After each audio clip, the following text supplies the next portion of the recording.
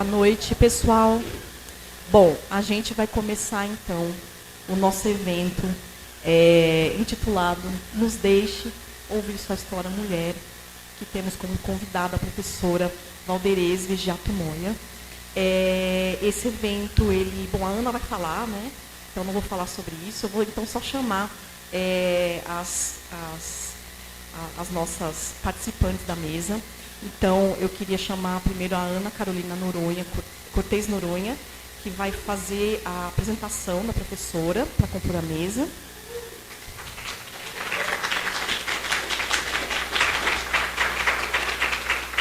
Em seguida, eu chamo para compor a mesa a professora Tânia de Luca, aqui da casa, que vai mediar a mesa.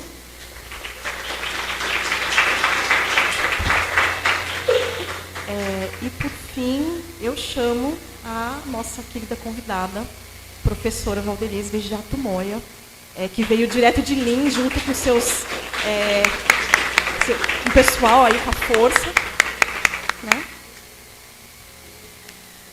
E aproveito também para chamar a Isabel Lúcia Geraldo Ferreira para vir aqui no púlpito. Ela é mais conhecida como Bel, é presidente do PT de Lins, e ela vai fazer uma apresentação, né, da professora, um histórico, na verdade, né?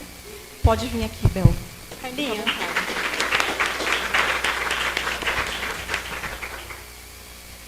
Fala primeiro, desculpa. Eu quero apresentar o projeto e quero dar um oi primeiro, só um minutinho. Aguenta aí. Primeiro, muito boa noite para todo mundo que se deu ao trabalho de chegar aqui até essa noite. Estou muito contente que vocês estejam aqui e que nós possamos fazer esse primeiro evento do nosso projeto. Né? O nosso projeto é um projeto que vai fazer 2 anos agora em julho, e ele é um projeto bastante singelo. Assim, a gente senta e conversa, uma roda de mulheres, uma vez por mês, né, com café da tarde, com bolo e café, como vocês viram aqui.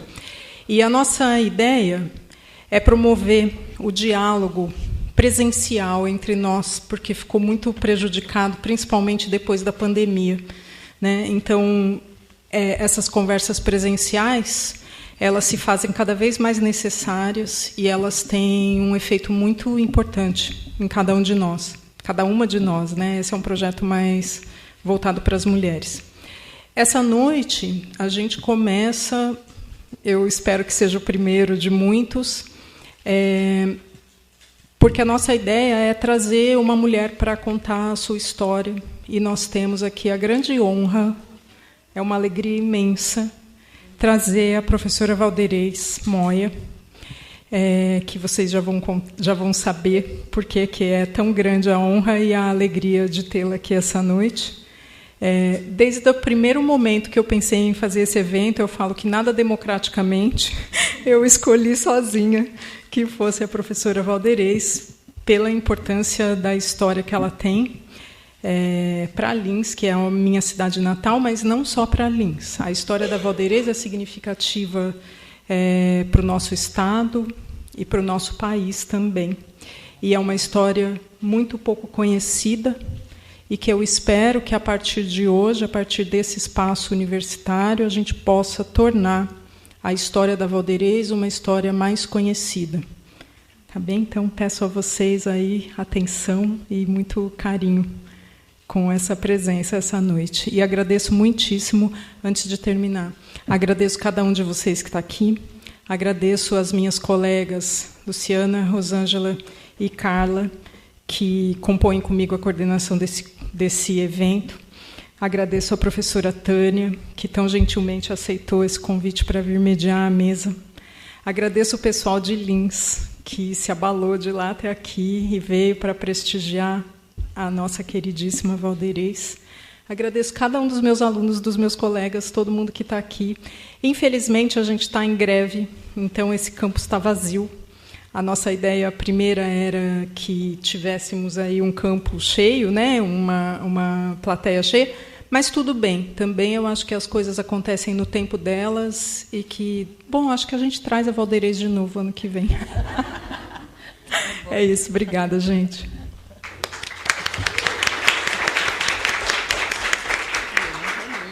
Agora sim, a Bel vai falar. Boa noite a todos e a todas. Contar um pouquinho, resumidamente, a história da nossa companheira querida, eterna prefeita Valderez. Valderez, que nasceu no dia 19 de fevereiro de 1945, na cidade de Pirajuí, filha dos senhores Luiz Vegiato e Sinira de Oliveira, que ambos faleceram quando ainda tinha 2 anos de idade, sendo então criada pelos tios, os senhores Vitório Vegiato e Anaísa Cabral Vegiato. É casada com o senhor Fioravante Moya Bianchi há 61 anos, com quem teve 3 filhos, Marcelo, Rodrigo e Ana Laura, que lhes deram 4 netos, Marcela, Ana Carolina, Roger e Bárbara. Em 1956, Valderez mudou-se para Lins para estudar no Centro Educacional Nossa Senhora Auxiliadora, formando-se em 1962, dando início à sua brilhante carreira de educadora, ministrando aulas em escolas rurais em Lins. Foi ainda docente no município de Promissão e Guaiçara, aposentando-se em 1996. Sempre engajada em movimentos populares, Valderez foi coordenadora da POSP, Sindicato dos Professores de Ensino do Estado de São Paulo, até que, no ano de 1990, filiou-se ao PT, Partido dos Trabalhadores. Já em 1992, disputou o cargo de prefeita de Lins e ficou em 2º lugar. Em 1994, candidatou-se como deputada estadual, ficando como 5ª suplente. Em 1996, concorreu novamente a prefeita e foi eleita, tornando-se a primeira mulher a ser prefeita em Lins, no qual concorreu com 5 homens. Olha a força da mulher. Em 2000, foi reeleita para mais 4 anos, encerrando em 2004. Enquanto prefeita, Valderez conquistou e realizou várias obras para Lins, como pavimentação asfáltica em 20 bairros, rotatórias, ruas de acesso, sistema de drenagem, galerias fluviais, guias e sarjetas, mais de 600 bueiros em 10 bairros, pavimentação em estradas, construção da ponte ferroviária, construção da usina de reciclagem de Lins, Copersol. Implantou também a coleta seletiva, ampliação ao aeroporto, reabertura da Biblioteca Municipal, que estava fechada há mais de 10 anos, novas iluminações, reestruturação do PCM, Unidade de Saúde do Rebouças, criou o Sistema Municipal de Ensino, cursinho pré-vestibular gratuito, criou o EJA e fez a entrega de 7 conjuntos habitacionais. Realizou também construção de praças e tantos outros feitos para o município. Ela melhorou o índice de desenvolvimento do município. Depois de eleita prefeita, a mãe, que era tão presente na vida dos filhos e da família, muda seus atos e costumes. O sono não era mais leve. O tempo distante de casa era maior. Tinha viagens constantemente e a distância da família era inevitável. Como disse sua filha Ana Laura, em uma ocasião, que todo o trabalho depois de prefeita só foi possível porque o pai, senhor Fioravante, sempre a apoiou e a ajudou, inclusive tentando cobrir a lacuna de sua ausência em casa. A professora Valderez cumpriu 8 anos de mandato no cargo de prefeita, colaborando para o desenvolvimento de Lins. Há quase 22 anos, sem nenhum cargo eletivo ou político, continua trabalhando para o desenvolvimento de Lins, buscando recursos nas mais diferentes áreas de Lins, seja cultura, movimento do Sem Terra, educação e saúde. Ainda hoje é a maior referência política do Partido dos Trabalhadores de Lins. Essa é a nossa homenageada, a professora Valderez. Exagerada, né?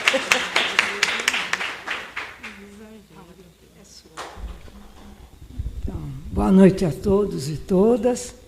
Eu queria começar cumprimentando a Ana por essa iniciativa de fazer essa roda de mulheres. E a gente sabe o quanto nós fomos afetados todos pela pandemia. Então, acho que essa sua atitude, né? Porque até o nosso campus ficou muito mais vazio depois da pandemia. As pessoas acabaram se fechando nas suas casas, e eu acho que essa sua atividade é muito importante. E mais importante ainda, a sua decisão monocrática, né? Está na moda, né? O termo monocrático, uma decisão monocrática de convidar a professora Valderez.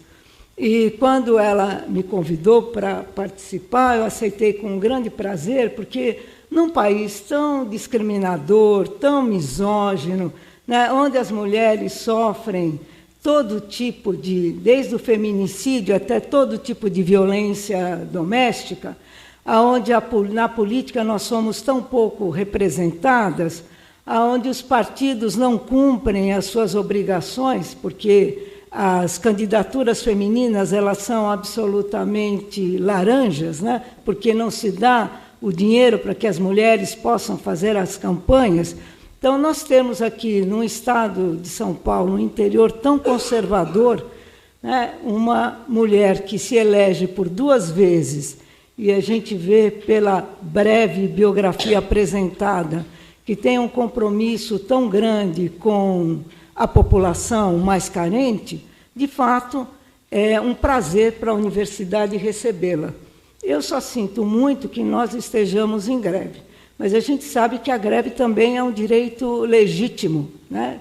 É uma forma de nós tentarmos melhorar a situação. E para os alunos, sobretudo, eu acho que é um momento muito importante, porque a universidade também dá a oportunidade do aluno, que muitas vezes chega aqui com 17, 18 anos, nunca tinha saído de casa, ele aprendeu o que é o mundo político, o que é a participação política. E a greve tem para esses alunos também, independente do que a gente conquiste ou não com a greve, né, o que importa é o caminho, né, aprender que você pode se manifestar politicamente, que você, ao se manifestar politicamente, tenta mudar a situação vigente. Então, eu sempre acho que, para os nossos alunos, a greve é um momento de pedagogia política e que talvez os faça cidadãos mais comprometidos com a coisa pública. Então, eu só sinto que eles não estejam aqui para ouvir o depoimento da professora, mas está sendo gravado. E como tudo hoje vai para a internet, né, nós certamente vamos convidar quem não pôde estar aqui para ouvi-la. Então, é com grande satisfação, uma grande honra que nós a recebemos hoje. Professora, eu passo a palavra para a senhora.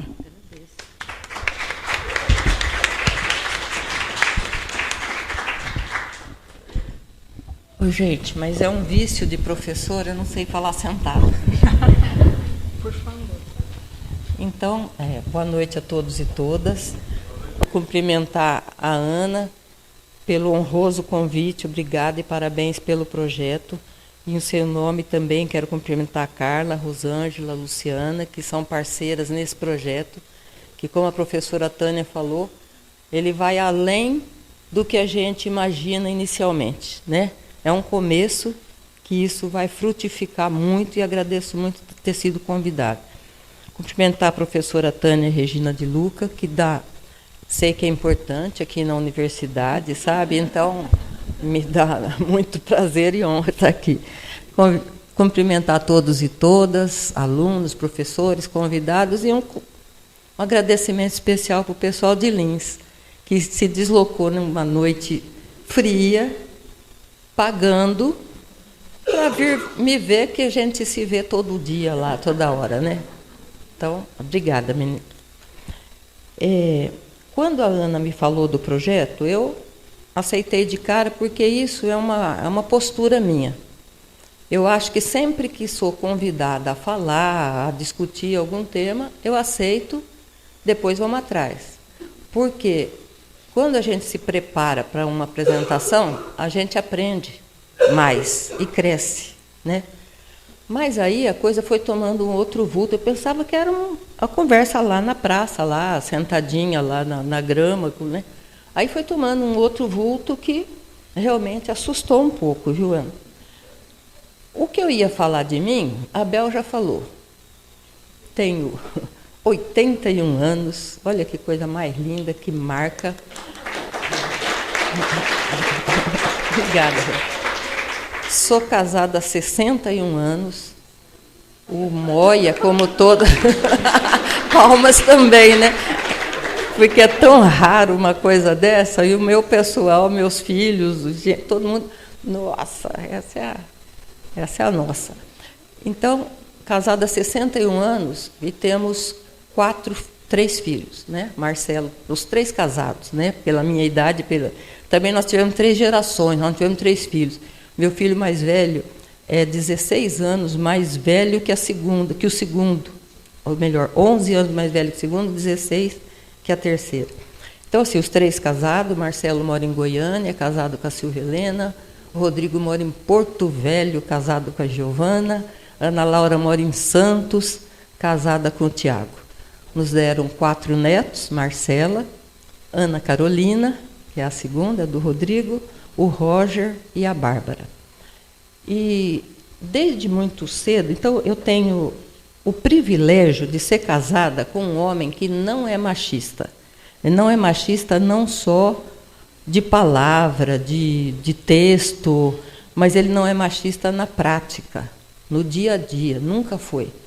Ele sempre me incentivou a assumir alguma coisa, para estar junto, sempre estar junto. E a gente sempre trabalhou também junto como casal em muitas coisas. Movimento de casais, nós somos da Igreja Católica, somos católicos, então a gente trabalhou muito junto em grupo de jovens, movimento de casais, cursilho de cristandade, nas escolas que os nossos filhos estudaram. Então a gente sempre teve uma parceria de participação em tudo. E uma coisa interessante, eu como mulher nunca me senti inferiorizada perante homem, nenhum. Também não quero dizer que eu sou superior aos homens, né? Quero dizer que eu sempre tive essa abertura de estar junto, de cooperar, de aprender, de ensinar também, né?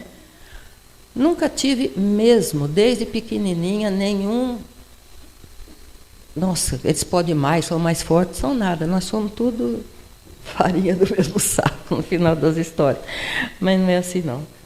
Eu fui professora, então a minha história foi contada aqui, eu perdi, na verdade foi a mãe que eu perdi, muito jovem, 2 aninhos, não tinha nem 2 anos.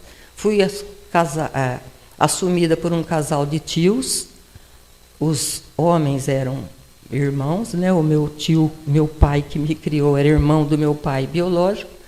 Fui criada em Pongaí até os 10 anos de idade. E esse casal tão preocupado, tão amoroso e tão preocupado com a educação, se mudaram para Lins quando eu tinha 11 anos, porque Pongaí, na época lá, era primário e secundário, né? Só tinha primário, terminava na 4ª série.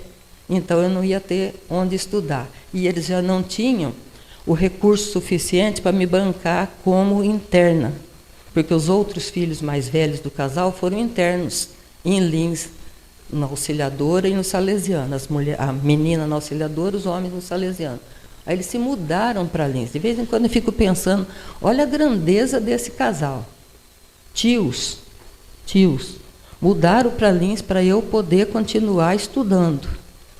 Fui para a escola normal Nossa Senhora Auxiliadora, em Lins, que é uma referência, né, aos 11 anos. Me formei aos 17 como professora no curso normal, né, que a gente chamava. E, a partir daí, então, comecei a lecionar. No ano seguinte, estava contando para a Ana, antes de vir para cá, minha mãe me levou lá na escola próximo da onde a gente morava, para me apresentar, né, para ver se eu começava a trabalhar. Aí o diretor perguntou: você tem título de eleitor? Eu falei: não, porque antes você não tirava título com 16 anos, era com 18, né? Eu disse: então cresça e apareça, depois que você tirar o título, você volta. E aí comecei a trabalhar mesmo muito cedo lá como substituta, né, na época tal. E depois eu trabalhei muito tempo em escola de zona rural. A gente aprende muito na zona rural, no convívio com as pessoas simples da zona rural. Aprendi com os alunos e com os pais dos alunos. E aprendi, depois a Bel sabe, o pessoal de Lins sabe bem isso, né? Aprendi muito na prefeitura e com o pessoal do orçamento participativo, né?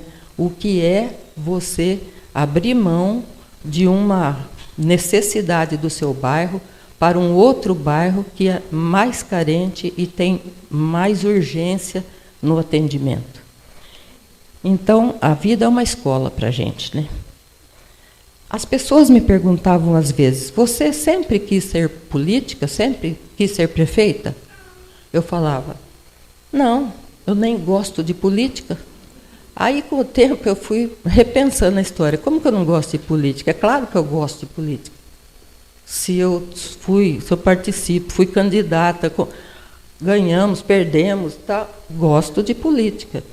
Por quê? O fato da gente participar de alguma coisa, e eu, particularmente, sempre participei de encontros, de grupos, de formação, de reivindicação. Isso é ação política, não é política partidária, mas é participação política. E sempre disse para os meus alunos não se acomodarem. Eu não sei, às vezes você faz uma pergunta, eu não sei. Eu falei: nem morrer a gente sabe, a gente vai aprender a morrer na hora de morrer. Então, eu tenho a vida inteira para aprender, né? Não se isola, participe, vai junto. Aí começa um pouco por que eu entrei na vida político-partidária.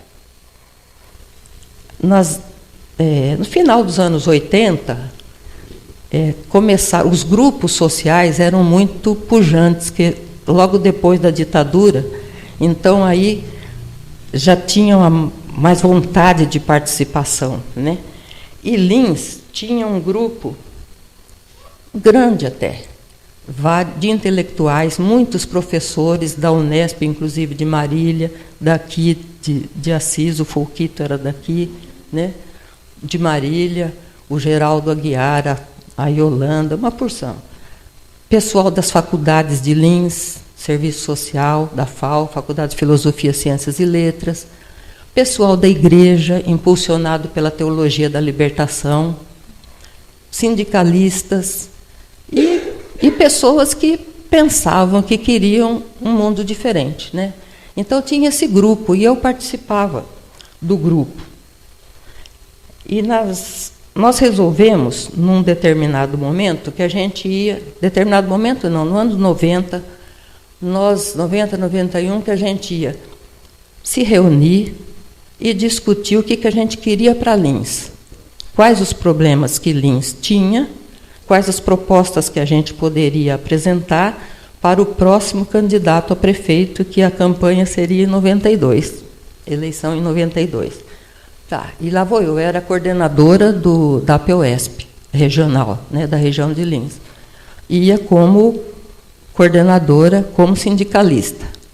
E atravessamos meses discutindo o problema, levantando e tal, e para isso, tal, muito bem.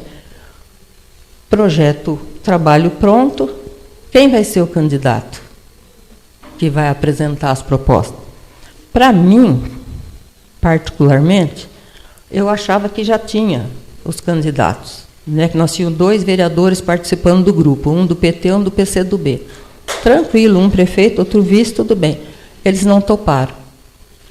Não. Quiseram continuar como vereadores, né? E aí vai, e a conversa vai e fica essa coisa, quem vai ser? Até que um iluminado, o Geraldo Correia, um dia fala assim: sabe de uma coisa? A Valderez tem o perfil. Ela pode defender. Estava junto, discutiu, tá aí, a Valderez tem o perfil. É mulher, professora, é da igreja, porque contava muito a história, né? É da igreja. Aí eu resisti. Ah, não, assustei, não. Tá bom. Aí o PT é famoso por fazer reuniões, né? Todo mês a gente faz reunião. Então, teve lá uma reunião que ia decidir as candidaturas, num sábado de manhã na Câmara Municipal. Eu escrevi uma carta longa, explicando todos os meus motivos que eu não queria, não podia aceitar. Não fui na reunião. Na sexta-noite, fui lá na casa do Folquito, que era o presidente do partido, coloquei na caixa lá do correio e não fui no sábado. Tá. E esperando que ele falasse. Lógico que ele abriu, leu, tudo bem, né? Chegou no sábado, umas 10 horas da manhã, o telefone toca, era o Geraldo Aguiar, o outro professor que vocês devem conhecer. Aí eu falei, mas não vou, Geraldo. Eu falei, expliquei, está na carta, está tudo explicadinho. Eu lembro tão bem dele falando, que carta, mulher? Não tem carta nenhuma sua aqui, não. Vem para cá, nós estamos te esperando. Aí eu fui. Fui chegar lá, sala cheia, aquela roda assim, né? Tá. E vai, e eu justifico, e eles falam, eu justifico, tal. Até que bem na minha frente, um sindicalista bem jovem, o Jorge Seulin, mas bem jovem, com esse cabelinho tudo encaracoladinho assim, ele disse, sabe o que é, Valderez? O novo assusta. Você está com medo do novo. Aí eu olhei bem para a cara dele. Ele era um pouco mais velho que o meu filho mais velho. Eu falei, mas esse menino falando que eu estou com medo do novo. E eu que a vida inteira falei para meus alunos que a gente não pode se omitir, que a gente tem que participar. Mesmo que a gente não consiga resolver os problemas, a gente tem que estar junto.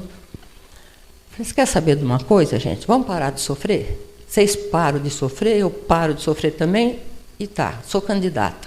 Bom, aí começou uma nova história para todos nós, né? Para mim e para o grupo inteiro. Campanha de 1992. Dinheiro? Nenhum. Estrutura? Menos ainda. O João Pimenta, que está aqui, pode dizer como é que foi. Gente, a gente montava... O primeiro comício que a gente fez, eu tinha 10 panfletos. Não, minto.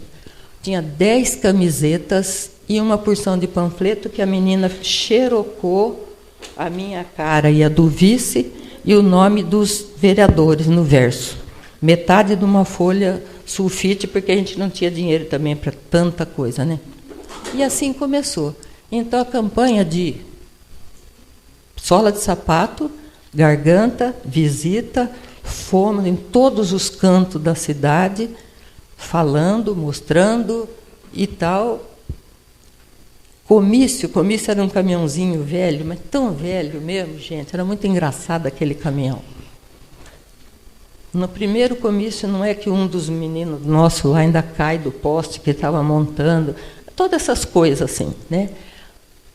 Fizemos essa campanha, e as outras campanhas, como a Abel falou, tinha 5 homens. E eu tinha campanha que os caras pagavam, o pessoal que colaborava, baseado em dólar. Não pagava em dólar, mas baseado em dólar. O nosso, imagina, o nosso trabalho era...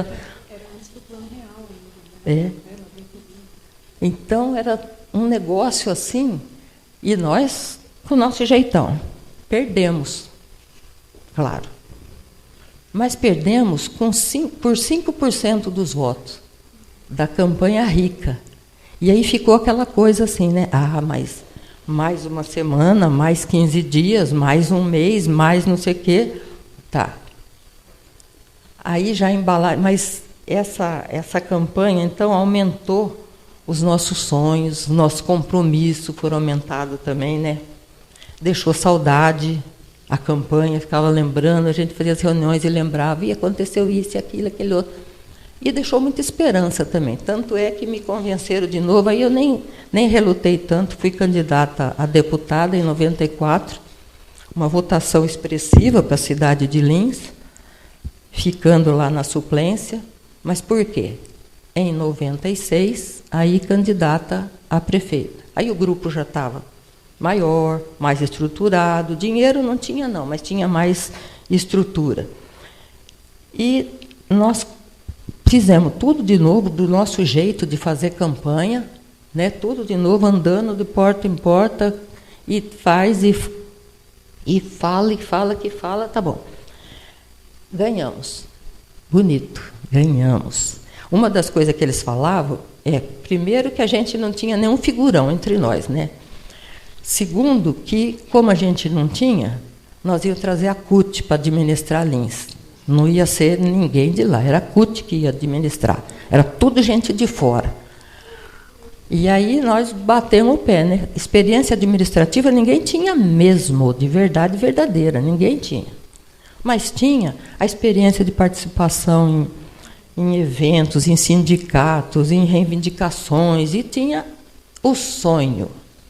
Esse danado desse sonho que abasteceu a gente, bem legal. E aí, então, começamos a organizar como seria a administração. Que é em outubro, a eleição, a administração 1º de janeiro. Começamos a organizar secretariado e tal. E aí chegamos, 1º de janeiro de 97. Funcionalismo em greve, funcionalismo público em greve, 3 meses sem receber, as empresas querendo romper os contratos. A empresa do lixo foi a primeira que ia parar de recolher o lixo porque tinha que receber os atrasados. O orçamento, as dívidas da prefeitura era quase um orçamento anual, era 12 milhões de dívida, 16 milhões de orçamento. A Santa Casa querendo me dar a chave da Santa Casa para administrar também. Todos os problemas do mundo, né? E diz a lenda, não sei se é verdade, que tinha uma aposta que eu não aguentaria 3 meses na prefeitura. Não sei se isso é verdade. Mas aí começamos. Não foi fácil, não foi nada fácil o início. Porque, como a gente dizia, ninguém vendia nenhuma agulha para a prefeitura, de tão devedora que ela era. Mas aí as conversações com o funcionalismo fluíram, que a gente fez antes também. Quando a gente entrou, eles já voltaram junto. A pressão da coleta do lixo, a gente conversando, mas eles pressionando, que ia suspender, dava 3 meses para começar a pagar os atrasados, não era pagar o atual, era os atrasados. A pressão da Santa Casa continuou. E tem um fato interessante. Mais de 300 famílias tinham recebido um documento do prefeito anterior, com timbre, com tudo lá, dando um lote de terreno para eles. Tá. Acontece que esse lugar onde o prefeito deu o tal do lote era uma área remanescente de uma fazenda que não tinha absolutamente nada regularizado para loteamento. Mas o que o cidadão faz? Se ele tem um papel com a assinatura do prefeito falando que ele tem direito a um lote, vocês imaginem como é que foi esse começo lá, né? E a pressão do Estado para municipalizar a educação. Aqui que eu quero parar um pouquinho, porque a gente está num ambiente de escola. E quando me fala professora Valdereza, eu sou professora chamada primária, de 1ª a 4ª série. O meu trabalho é com crianças, sempre foi com crianças, né? Aí o Estado queria municipalizar. E já vinha, essa discussão já vinha acontecendo antes da gente entrar na prefeitura. Tanto é, quem é mais velho, não sei se lembra, da reorganização das escolas, que separaram as escolas, os prédios, né? Escola de 1ª a 4ª série, em algum prédio, escola de 5ª a 8ª série no outro prédio. E lembrando que eu era coordenadora da POESP, brigamos, feito uns doidos, contra, né, essa divisão, esse jeito de encarar a política. Tudo bem que separa por idade, pode ser, tem os argumentos, mas não era isso. O argumento era para municipalizar. E o que quer dizer municipalizar a educação? O que queria dizer na época para a gente? vocês sabem que, pela Constituição, o município, para o município, é a educação infantil. Para o Estado, né, a educação fundamental, tal, o município até pode fazer, mas a prioridade é a infantil, né? E aí o que o Estado propunha era passar as escolas do ensino fundamental para os municípios. E por que a gente era contra? Por quê? Como que... Bom, primeiro, era assim geral, não era para alguns municípios, eles queriam passar geral. Depois, quando houve essa nova leva de prefeitos, aí vinha por prefeituras, né? Sedutor, convite, vinha dinheiro. Junto com a municipalização vinha dinheiro. E nós, naquela dureza, tamanho, era muito sedutor, era tentador, porque já tinha o Fundeb aprovado também. Então, a gente não queria por quê? Primeiro, como que você vai dar conta de prédios do Estado, da estrutura de prédios de escolas estaduais,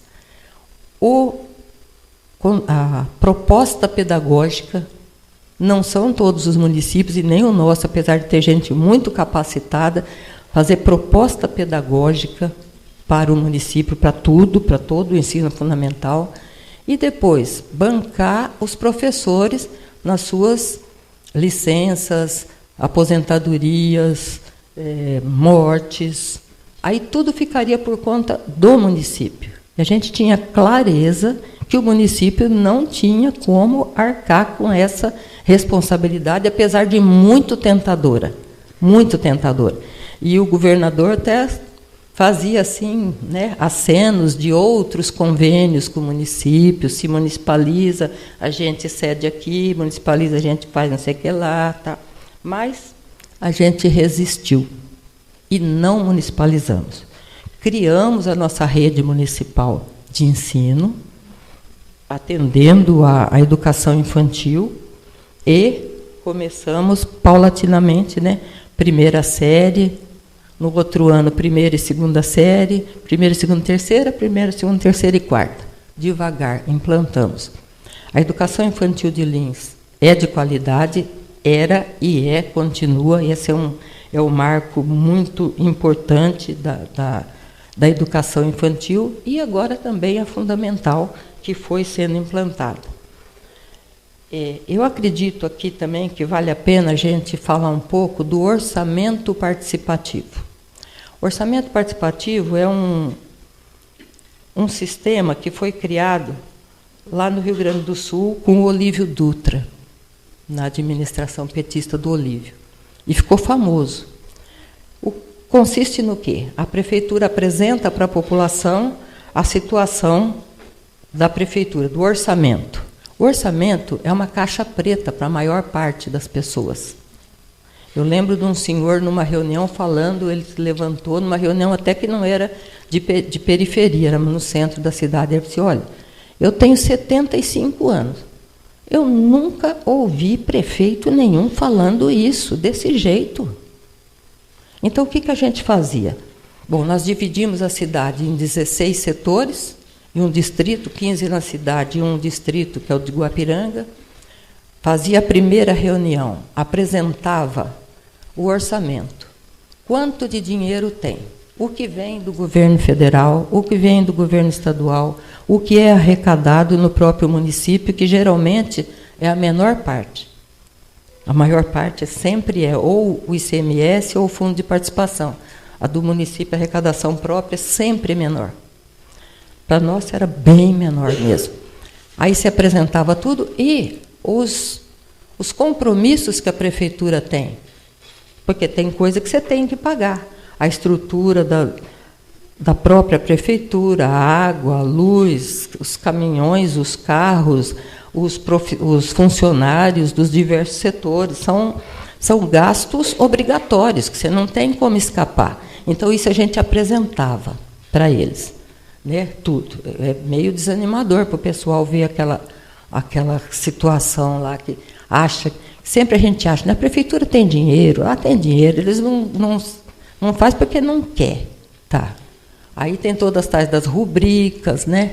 E a gente foi aprendendo a fazer isso e aprendendo e ensinando. Né?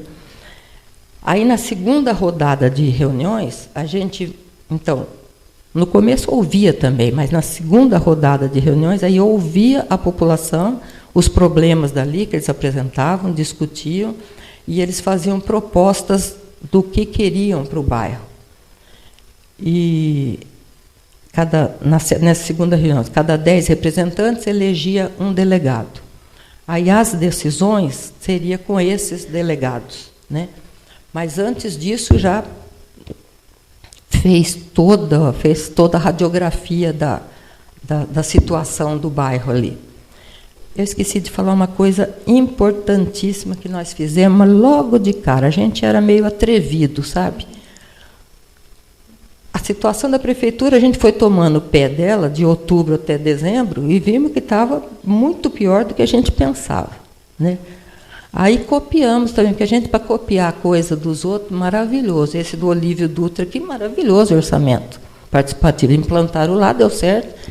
E eu li que uma prefeitura, não sei de onde, acho que do Nordeste, o prefeito, ao assumir, ele convidou as pessoas para dar uma volta na cidade. E aí nós fizemos a mesma coisa. Fizemos uma tal, nem sei como é que a gente chamou, se caravana da cidadania, o que foi. Lembra, Bel, essa história? Lotamos 2 ônibus e convidamos as autoridades da cidade. Tinha bispo, tinha delegado, tinha juiz e tinha o nosso povo. Tinha sindicalista, tinha presidente de sociedade amigo de bairro, tinha quem não era nada, mas curioso, queria ver. E nós rodamos a cidade. Num sábado de manhã, 2 ônibus velhos. Pegamos de propósito, 2 ônibus velhos. E aí, num dos pontos, perto do Caique, que era um prédião maravilhoso, que era essa coisa do Collor, né, que fez... Eu nem sei o que era. Centro de atenção, qualquer escola que poderia...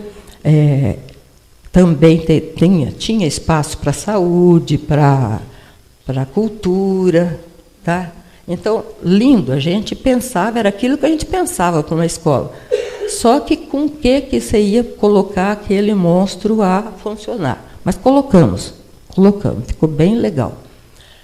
Quando chegou lá perto do Caique, que não é tão periferia da cidade, o ônibus não conseguia passar nos buracos. Aí teve que todo mundo descer do ônibus, passamos a pé nos buracos, entramos no ônibus mais para frente. Então, isso dá uma...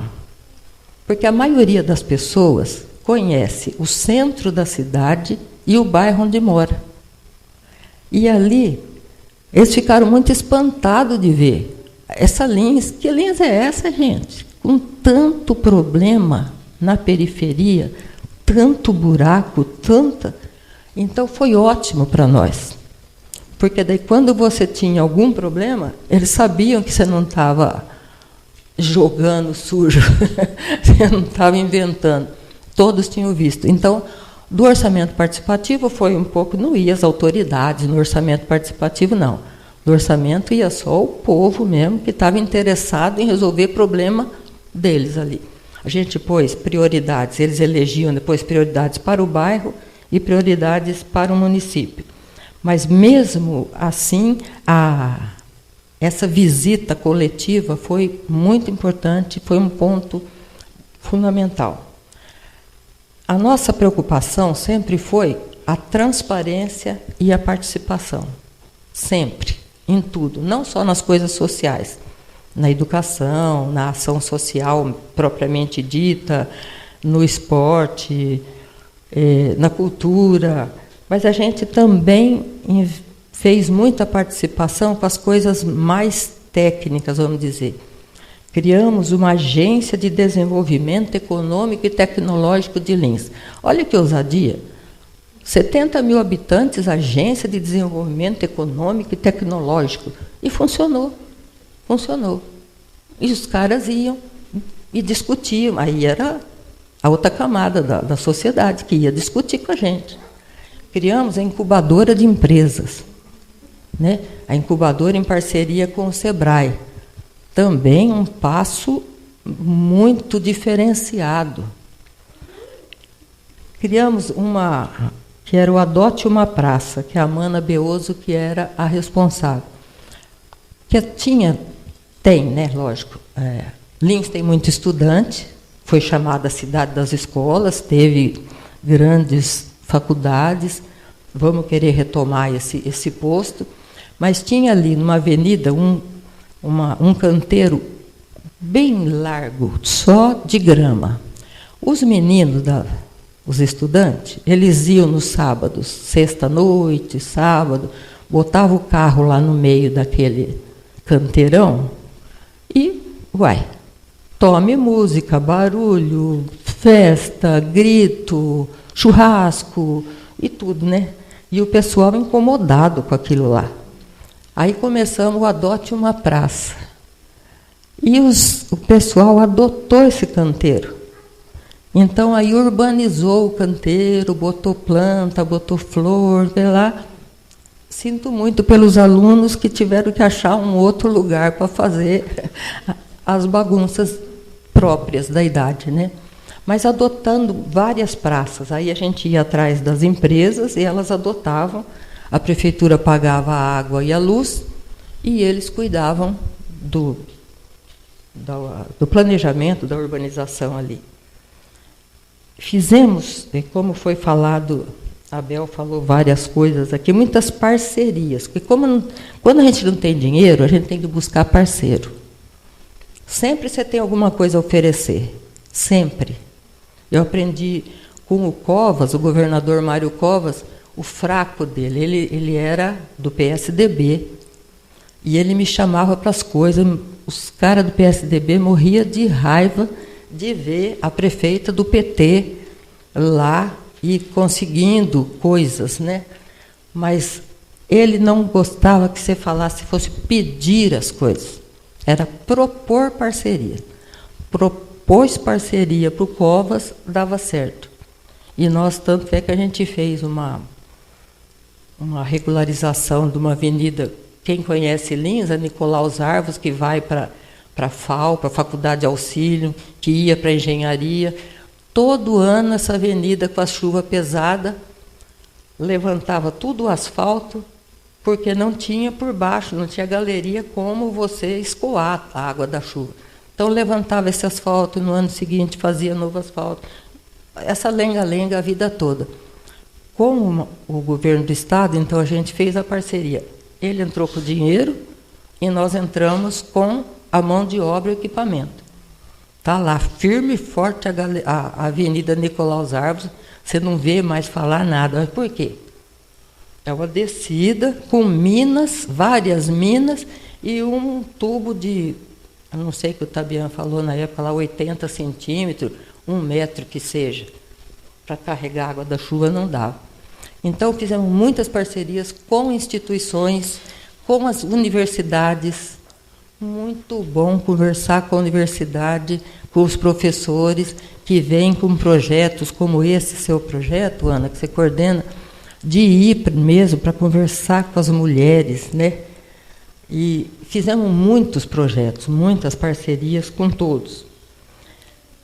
E aí a gente conseguiu, durante esses 8 anos de mandato, implantar muitas coisas novas, um jeito diferente de governar, mas amargamos muitos problemas, muitas derrotas. Não foi fácil, não é fácil, e uma época completamente diferente. Agora os municípios têm mais recursos, aumentaram os repasses tanto de educação, de saúde, de promoção social, de cultura. Olha o que tem de coisa de cultura que o governo federal está fazendo. Então, os recursos aumentaram muito, muito. Na nossa época não era assim. E tinha o agravante que o pessoal da oposição falava, eu do PT, os 2 governos, estadual e federal, do PSDB. Não tive nenhum problema. Por quê? Logo no comecinho da administração, chegou lá um cidadão do Acre, porque a irmã dele morava em Lins. Aí ele soube que o PT tinha ganho, ele era assessor da Marina Silva. Foi lá. Aí ele viu a nossa situação e eu contava a história, né, dramática, e eu queria até vender um quadro do Manabu Mab que tinha no gabinete. Ele disse, não faz isso, não pode, não faça não. Ele falou, o que você tem que fazer, vocês aqui estão igual nós lá no Acre. Nós fomos lá, um estado pequenininho lá em cima, perdido, que ninguém vê a gente direito. E vocês aqui com esse problema. Só faça projetos bem feitos, para burocrata nenhum olhar e botar defeito. Está faltando uma palavra aqui, uma vírgula aqui, não citou. Faça projetos bem feitos. Vai lá, ele morava em Brasília, né? Eu vou te indicar, abrir espaço para você chegar dos diversos ministérios. Aí você vai lá e fala, eu sou Valderez, prefeita de Lins, entrega o projeto, protocola e põe alguém atrás, que nem uma sarna. Não deixa projeto ficar lá.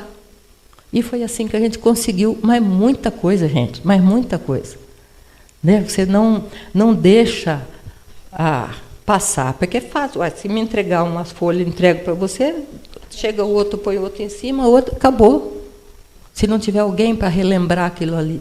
Então, a gente aprendeu muito. O ministro dos transportes, que na época era o Eliseu, esqueci, Padilha mesmo. Ele era do Rio Grande do Sul, e nós tínhamos lá um problema que não era centenário, porque ele não tinha 100 anos. A linha férrea passava, como a maioria das cidades, no centro. Eu vi aqui, né, tiraram a linha do trem do centro, levaram para outro espaço mais longe, que acharam que Lins não ia crescer tanto. Né? E passava essa linha em cima do córrego que corta Lins, o campestre. Fez ali um aterro enorme, botaram, né, umas galerias mesmo, mas era grande, não era pequena. A gente olhava de longe, parecia pequeno, mas não era. Eram tubos que tinham 4 metros de largura por 6 de altura, mas o rio passava dentro. Aí, quando chovia demais, o rio não passava, não tinha vazão lá, porque não estava limpo. Dizem as boas línguas também que o começo era um pouquinho mais alto que o final, não sei.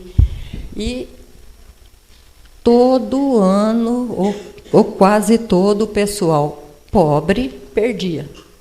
Perdia comida, perdia roupa, invadia as casas, aquela coisa, todo ano.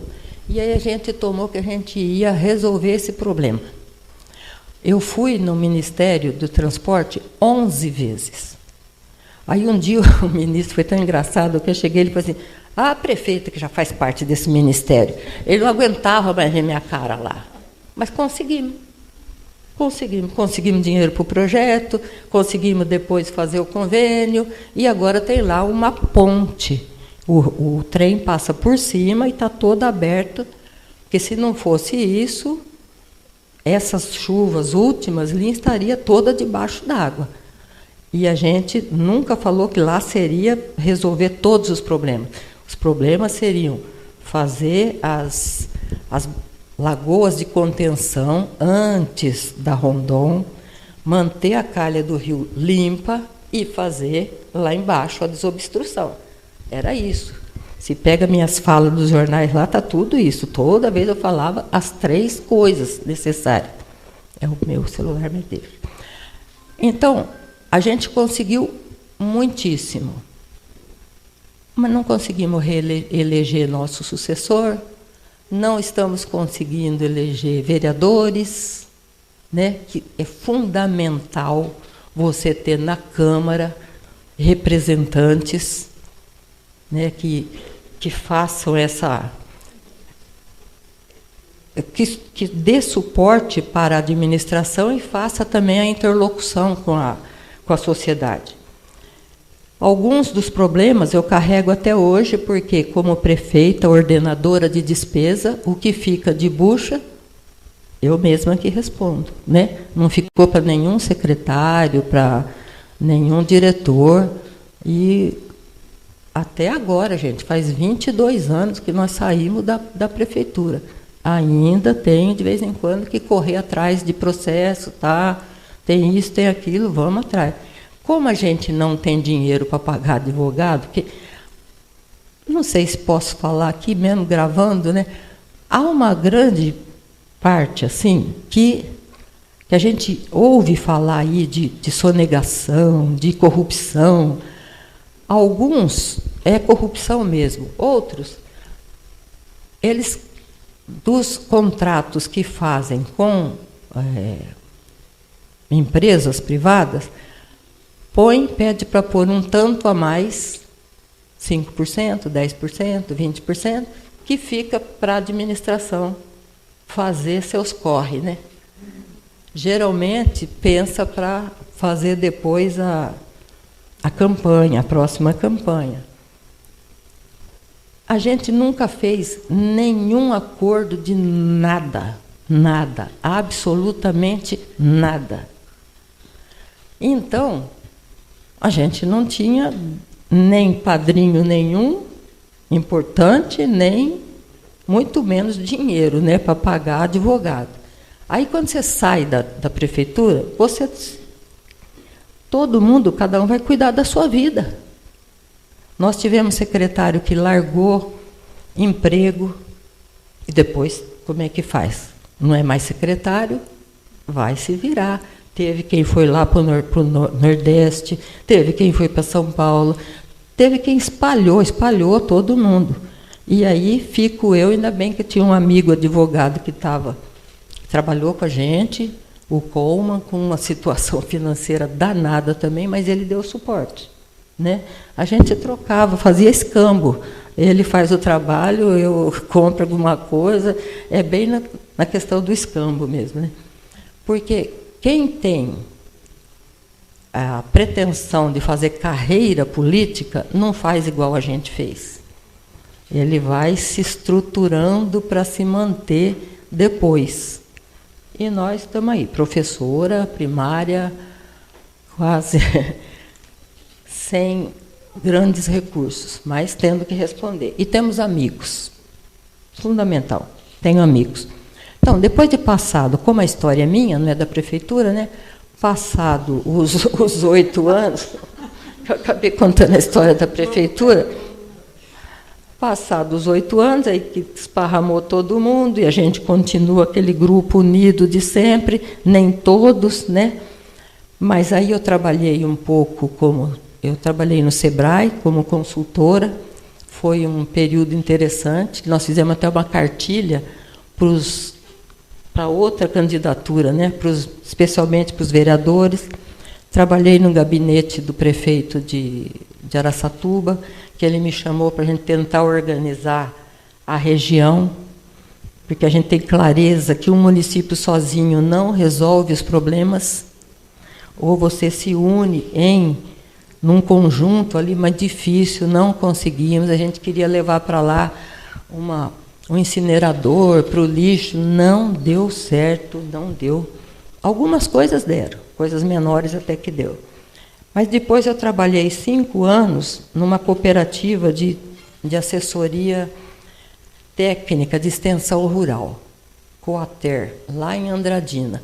A gente prestava serviço para o INCRA e para os assentamentos. Andradina tem região de Andradina, né, lá na ponta, tem 44 assentamentos de reforma agrária.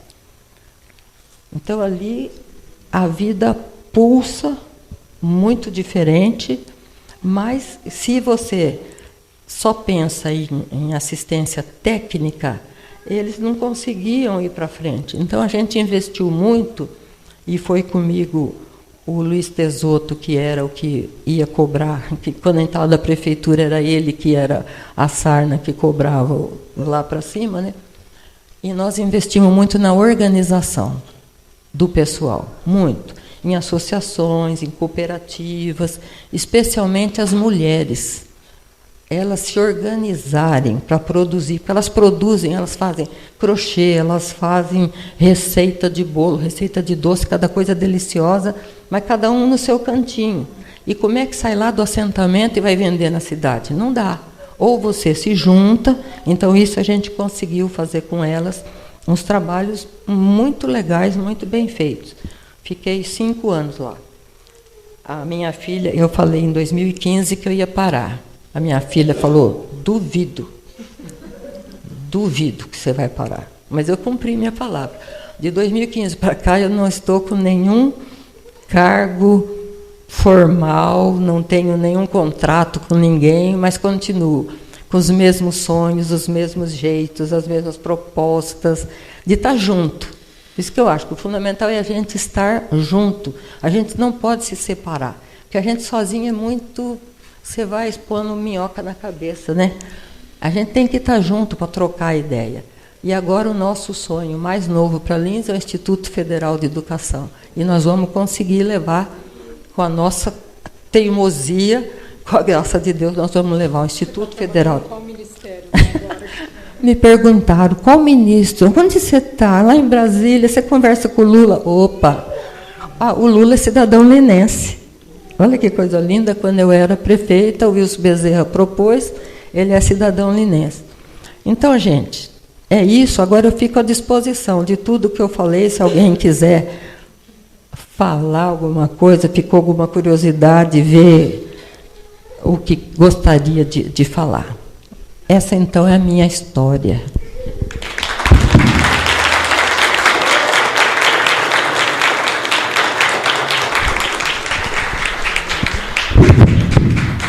Ai, eu faço esse barulhão, né? Vou desligar. Vou tirar essa coisa daqui, ó. Oi. Obrigada, Valderes. Nossa, é muito legal assim conhecer essa história de perto e enxergar várias coisas assim da sua trajetória, né?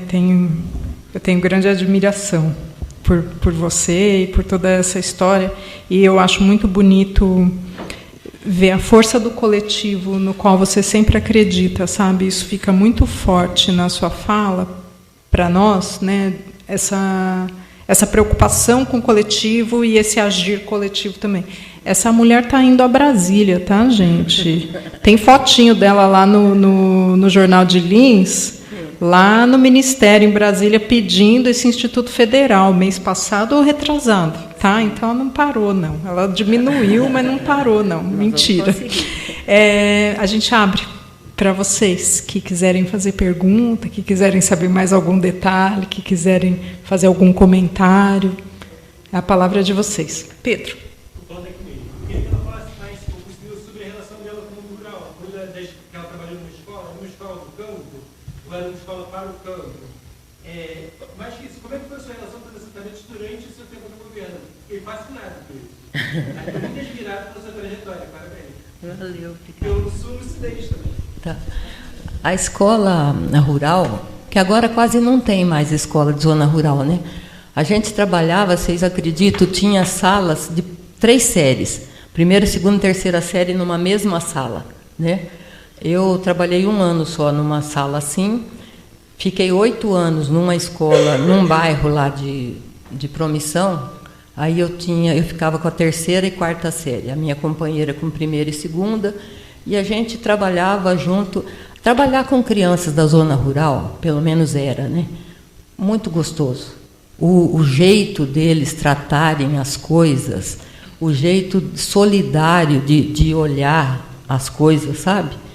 E os pais também. A gente aprende muito, muito na zona rural com o pessoal mais simples.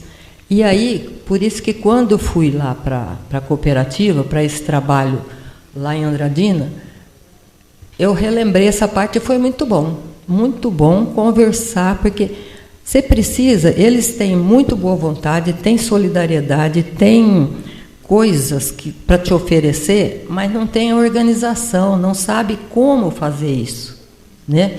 Então a gente procurou organizar mesmo, especialmente as mulheres, também os homens. Nas cooperativas, difícil de entender que cooperativa não tem patrão, não é um só que manda, que você tem que junto, que você tem que decidir junto, todos respondem.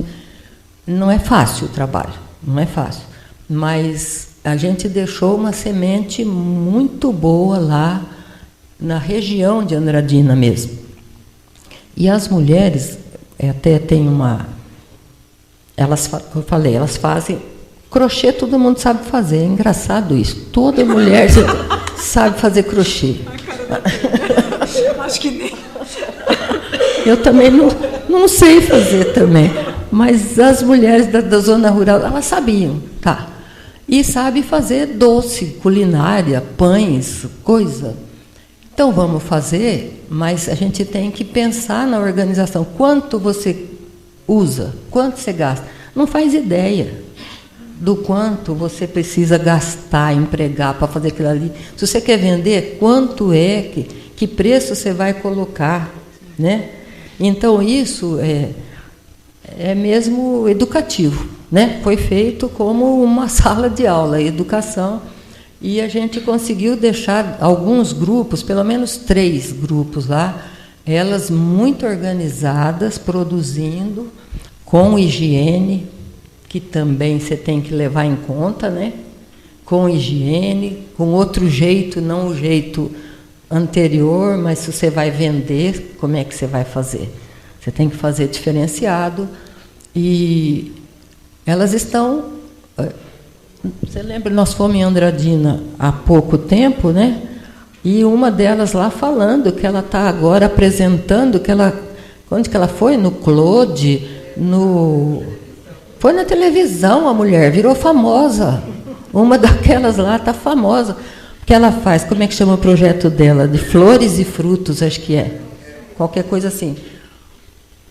Inventando, produzindo coisas com o que tem lá no campo. E, lógico, aí ficou famosa mesmo, né? Os cozinheiros famosos aí estão chamando para ela ir mostrar o trabalho dela. Então, é fascinante o trabalho. Difícil, viu? Não é fácil, não, é bem difícil. Mas é o nosso jeito de implantar da gente ir conversar. A mesma coisa do orçamento participativo, a gente fez por lá. E vai, uma conversa, 2, 3, 10, chama para cá, vai para lá, e dá certo, dá certo. É isso. Eu achei muito interessante tudo que você falou, a sua luta. E me chamou muita atenção a questão do orçamento participativo, porque eu me lembro quando isso começou no Rio Grande do Sul, né? E imagino o quanto foi difícil para você colocar isso em prática na cidade. Eu queria te perguntar se essa sua experiência lá em Lins, ela continua. Queria perguntar, já meio sabendo. Já dá chance para ela. Infelizmente, não continua, porque é trabalhoso, é muito trabalhoso. O próprio secretário de obras, que ia todas, são 16 reuniões, né, para nós, de Lins, uma cidade pequena, o Tabiano falava, Valderez, eu não aguento mais ouvir você falar a mesma coisa. Ué, mas cada reunião era uma reunião, né? Então, vamos lá. Os vereadores não gostavam nada do orçamento participativo, porque a gente quebrou aquele elo, né? Porque o vereador, então, acha que ele pode ser, é ele que conversa com o prefeito, é ele que vai falar, e aí a gente ia para o bairro. Então, tiramos a capacidade deles ali. Um dos prefeitos, ou não sei se foi mesmo como vereador, propôs ter uma lei do orçamento participativo em Lins. No papel está lá. Tudo o que é, mas não, na prática não vingou.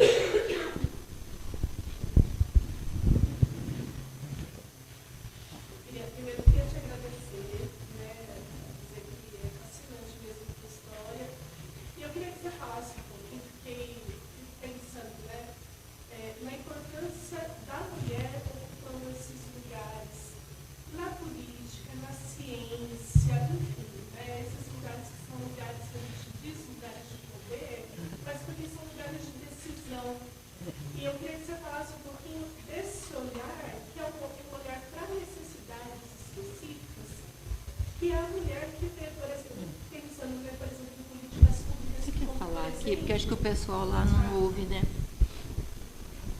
É melhor.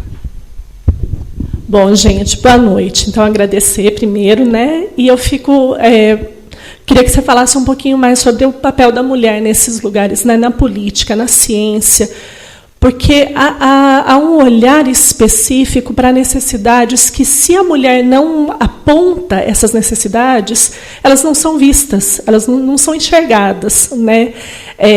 Políticas muito simples, mas que mudam a vida de meninas, por exemplo, como por exemplo, acesso ao absorvente, coisas muito básicas, mas que ficam invisibilizadas, né? Por exemplo, creche, e a importância de aumentar o número de vagas em creche, em escola de educação infantil para as mães trabalhadoras.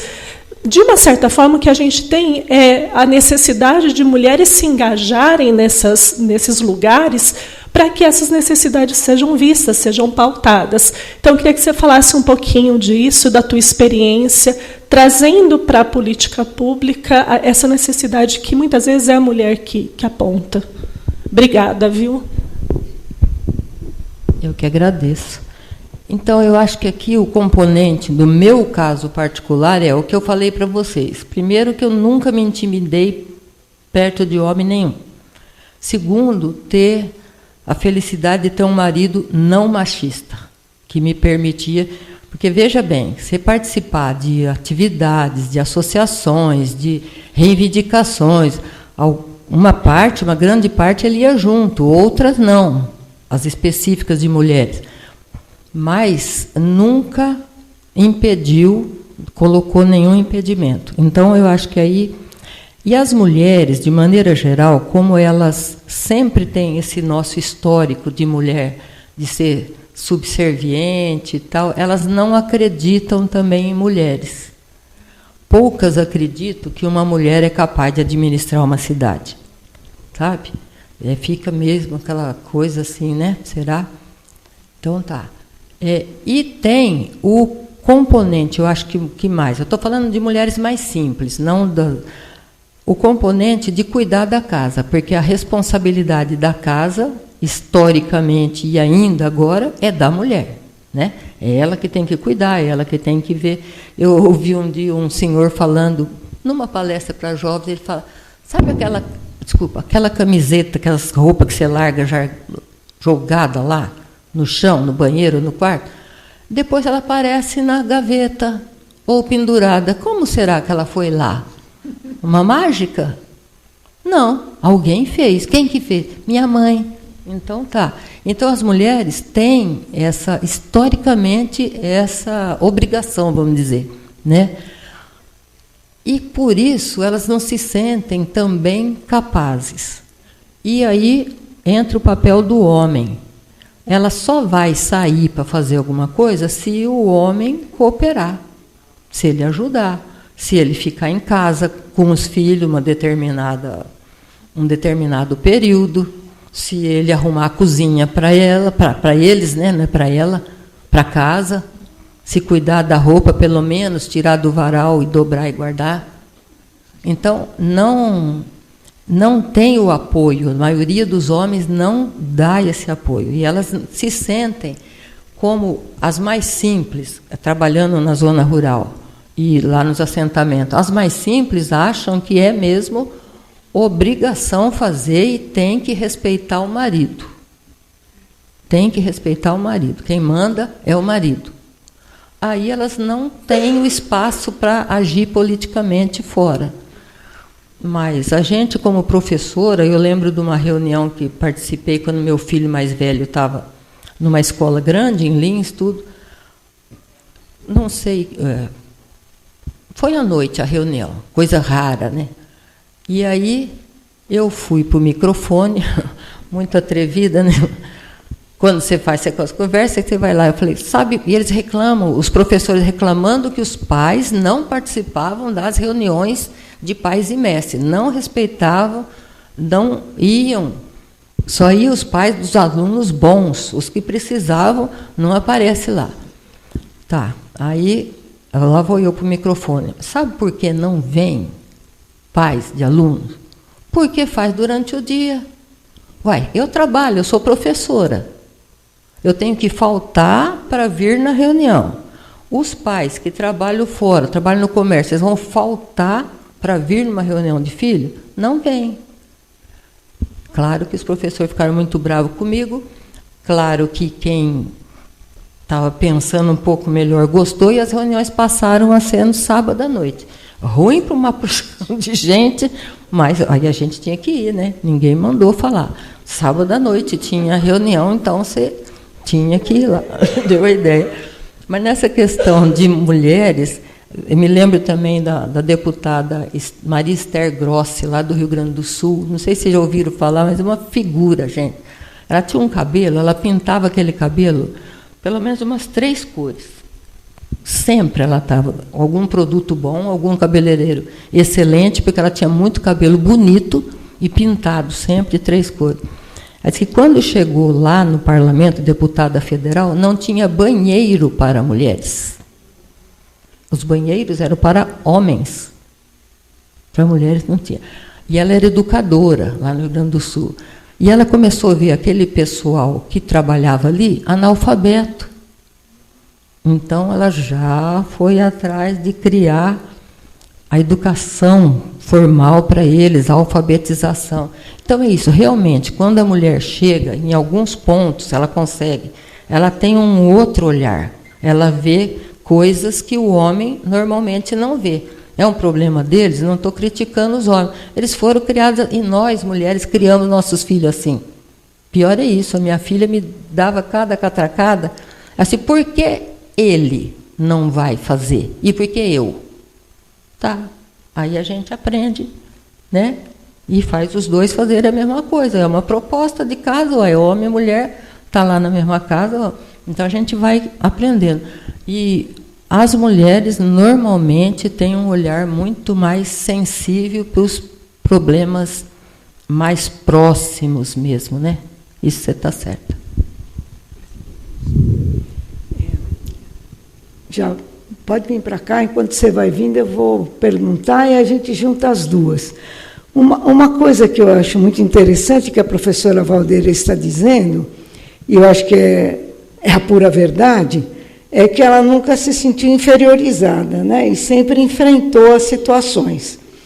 Mas eu queria saber de você, em que circunstâncias, ou se alguma vez, você sentiu de uma maneira mais explícita essa noção de que a mulher é naturalmente inferior.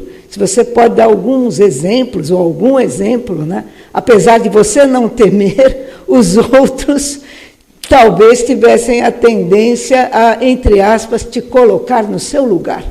Mas vamos juntar com a dele. Boa noite. Eu queria... meu nome é Lucas, eu queria me apresentar. Eu sou estudante de pós-graduação de História, aqui da Unesp de Assis.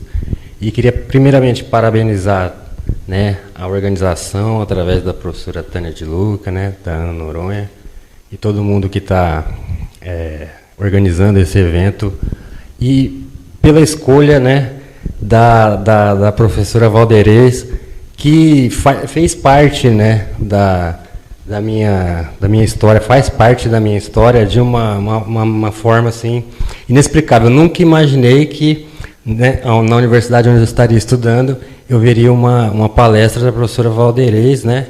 Então, acho que isso é uma das coisas assim transcendentais que a vida proporciona para a gente. Eu vivi 5 anos na cidade de Lins, né, entre indas e vindas também. Então, eu conheço bastante gente que está aqui, queria cumprimentar e dar as boas-vindas para vocês em Assis, voltem sempre. E eu conheci a professora Valderez já tem mais de 24 anos, eu acho. Foi por volta ali do ano 2000. Acho que foi nessa ocasião da inauguração do CAIC, né? E a Valderez é uma pessoa extraordinária, né? Quem não conhecia, né? Acho que hoje pôde conhecer bastante da história, mas eu acho que qualquer tempo que for, né, para falar dessa história vai ser pouco, né? Então, assim, a quantidade de vezes que eu encontrei a Valderez e como ela participou da minha vida, como cidadã, não só como prefeita, né, na ocasião todo o trabalho que eu desenvolvi, ela sempre esteve presente. Então, eu faço questão de estar presente hoje aqui também, né? Foi na ocasião da Igreja Grega, né? Foi depois também na ocasião do show que a gente fez, né? Pela Aldir Blanc, agora no Bagdá Café. E queria recomendar para quem quiser conhecer mais, acho importante falar isso, um amigo nosso, Luiz Carneiro, né? Fez um filme que está disponível no YouTube e que conta a história da professora Valderez, também chama Trilhando o Passado Feminino. Quem quiser anotar, né, procurar depois, está no YouTube, Trilhando o Passado Feminino, conta a história da professora Valderez, conta a história também da Keiko Kurimori, que é uma grande mulher de Lins também, engenheira, né? A Maria Aparecida Saldanha, a Zoraide Bragante, que está aqui presente, professora também, e a delegada Renata Gomia, né? Então é isso, gente. E assim, perguntar para a professora Valderez, né, se ela recebesse um convite, que eu acho que assim, ser prefeita de Lins de novo, eu vou aqui, não quero ferir ninguém com essa pergunta, mas ser prefeita de Lins de novo, ou ser deputada, eu acho que é pouco. Se a senhora fosse convidada para ser presidente do Brasil, a senhora aceitaria? Porque o Lula também, né, tem 81 anos, né, e vocês dois estão muito bem, né? Pode ser feita, Lucas, assim é demais também. Mas, obrigada, viu, Lucas? A gente tem mesmo participado junto de muitos eventos, muitas ocasiões. E respondendo, Tânia, enquanto prefeita, algumas vezes chegavam lá uns cidadãos, sabe, querendo mesmo.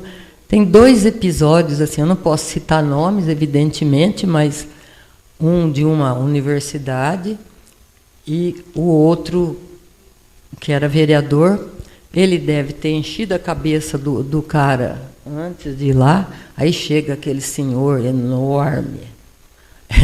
Eu sou muito grande também, eu tenho 1,55 m.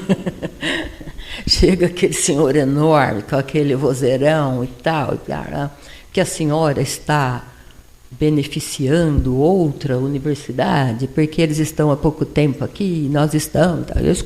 Eu escuto, eu tenho o dom de escutar, sem me manifestar. Escuto.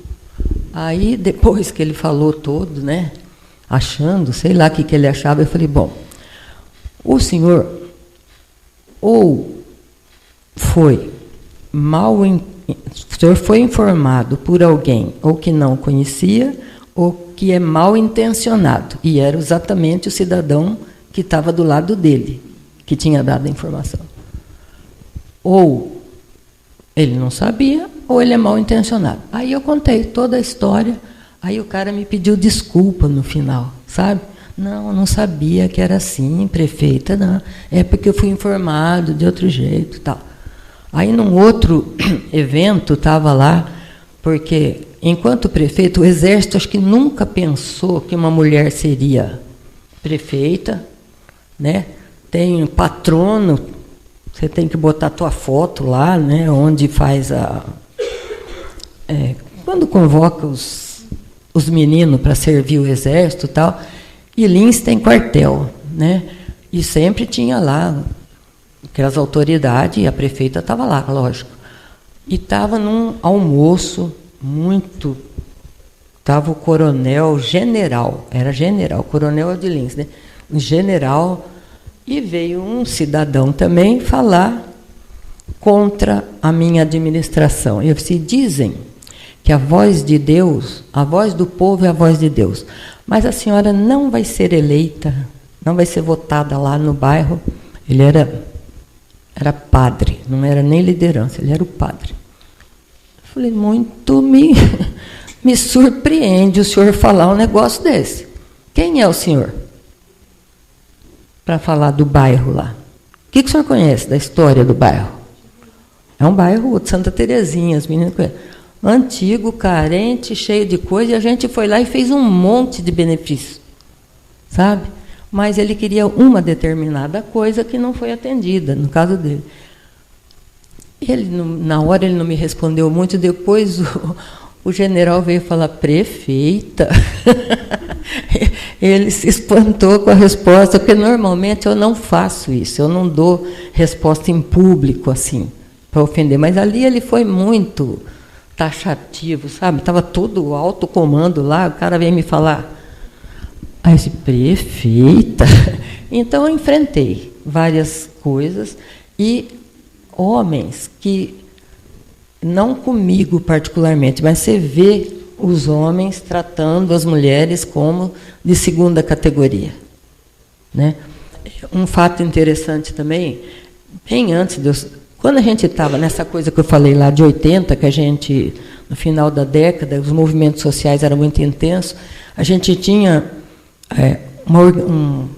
um trabalho com mulheres, estava um dia lá lotado, um espaço assim, de mulheres. E os meninos combinaram, os meninos da cultura, combinaram de fazer uma... Eu não lembro como é que chama essa apresentação assim. Chegou o cara, foi lá no meio do público, pegou a moça, eram artistas, mas ninguém sabia. Eu sabia, mas a maioria das pessoas não sabia. Foi lá, pegou a moça pelo braço. O que você está fazendo aqui? Você tinha que estar em casa, tomando conta das crianças, e está lá, e a cozinha. Aí, uma das nossas representantes, que não sabia que aquilo era verdade, foi lá desacatar, e enfrentou, sabe? Larga ela, o que é isso? Mas foi muito legal, porque aí as pessoas viram, né, como é que as pessoas reagem, sabe? Foi muito interessante. E a maioria dos homens... agora menos, eu também tenho que dizer, agora em menor quantidade, mas a maioria dos homens considera as mulheres como de segunda categoria, como não tem a mesma capacidade que eles têm. Em algumas coisas a gente tem mais, em algumas eles têm mais, mas a gente vai negociando.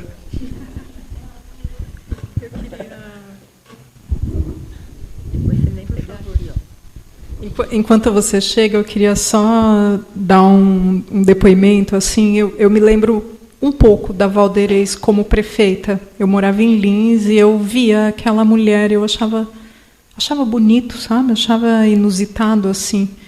E uma das coisas que mais eu tenho gravado assim na minha lembrança era as mesas de que ela participava, ela sempre estava escrevendo, anotando a fala de todo mundo, e no final a fala dela sempre era um compilado de todas as outras falas, bem costuradinho, muito bonito assim.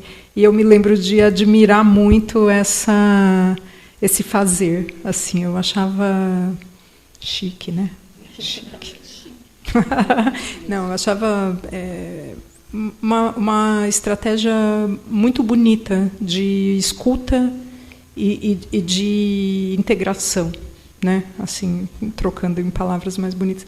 E eu queria também, depois da pergunta da Consuelo, se você puder falar um pouquinho, porque me marcou muito o que você fez com o índice de analfabetismo em Lins. O programa de alfabetização, e teve o cursinho também no qual eu trabalhei.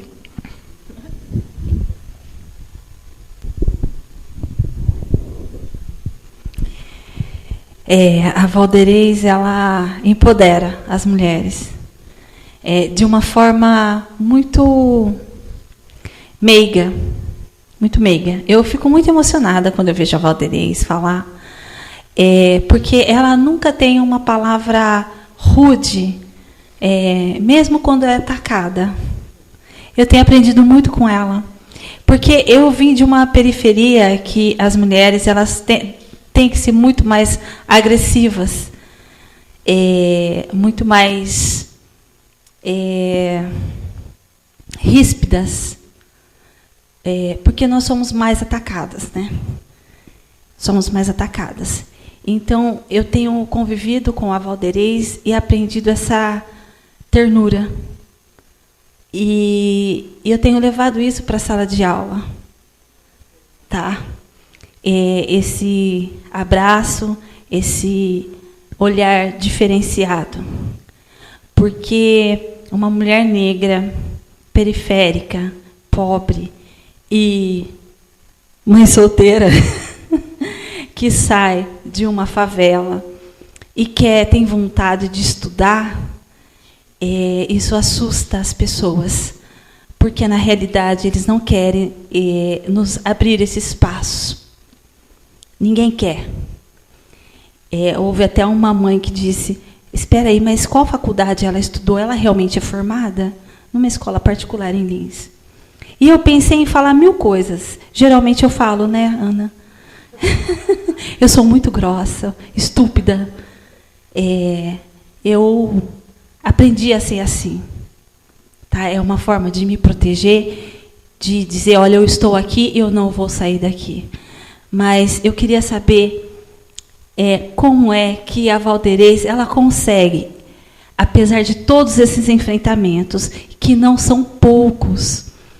Muitas vezes eu estou em bairros trabalhando e sabendo que foi ela que construiu aquela escola. Foi ela que fez aquela... Se nós hoje, em Lins, nós temos a maior parte dos bairros, quase 100% de água tratada e o esgoto, foi essa mulher que pegou uma prefeitura quebrada. E as pessoas falando, e eu quero falar 1000 coisas, mas aí eu me lembro da meiguice dela, dessa forma dela falar, de proteger os seus, falar a verdade, mas, ao mesmo tempo, não perder essa beleza da mulher. Né? Então, eu queria saber como que você consegue fazer isso.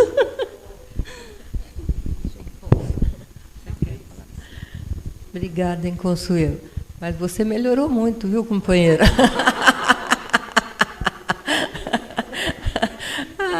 A Consuelo é uma figura, gente, maravilhosa, maravilhosa essa criatura. A gente precisa de tudo na sociedade, precisa do que fala manso, do que não agride, não ofende, precisa dos que chegam junto, balança, chacoalha. Lembro da Consuelo, a primeira manifestação que eu tive com a Consuelo, quando ele estava naquele do ele não, lá no calçadão, né? Tá, e a gente lá, tudo falando. Daqui a pouco eu escuto uma voz: e não sei, aqui eu não sou vagabunda, aqui não... Eu falei, minha nossa, era a própria, né? Porque alguém passou, porque os caras de direita vê a gente na rua, não importa se é homem ou mulher, né? Mas você está na rua fazendo uma manifestação, você é vagabundo. O que os vagabundos estão fazendo aqui? Por que não vão trabalhar? E alguém deve ter iluminadamente falado isso para ela, né? Mas ela reagiu. A pequena aí não é fácil. Aí vamos lá, nós todos, né? Aplanar os ânimos lá. Mas é vivência, viu? Consuelo e todos. A gente vai... Lógico que eu tenho um estilo, você tem outro, né? Eu tive outras oportunidades, apesar criada com dificuldades financeiras, mas em um outro nível. E uma coisa também que eu aprendi, você ter olho claro é um diferencial impressionante, gente. Como é que pode uma coisa dessa? Você esquece que você tem olho claro.